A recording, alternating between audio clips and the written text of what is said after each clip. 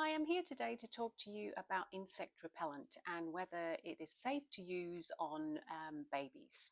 So this is what I'm talking about. Sprays, it comes in a spray form, roll-ons, sometimes we have creams and things like that. So essentially for insect repellent, we don't recommend the use of this in babies under 2 months, and that's across the board Australia-wide.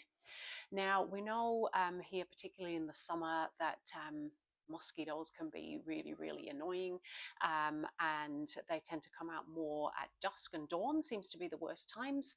So for babies under the age of 2 months, we would just say avoid being out and about during those times of dusk and dawn. Now, things that you can do, you can use mosquito nets and things like on the top of your baby's stroller or your baby's capsule if you're carrying them around at those particular times of the day. And just make sure that they're wearing like long sleeve clothing and long leg clothing, just so that there's limited areas that the mosquitoes and things can actually get into to get to your baby's skin. Now, over the age of 2 months, the Australian guidelines do suggest that you can use insect repellent on babies, but it must not contain anything more than 30% of the DEET. That's the main active ingredient in the insect repellent. So that is sort of the safety cutoff guidelines. We would also advise you not to put this near your baby's face, particularly around their nose and mouth, and avoid their hands because ultimately they're going to put them in their mouth, and that would not be very good for them at that point in time.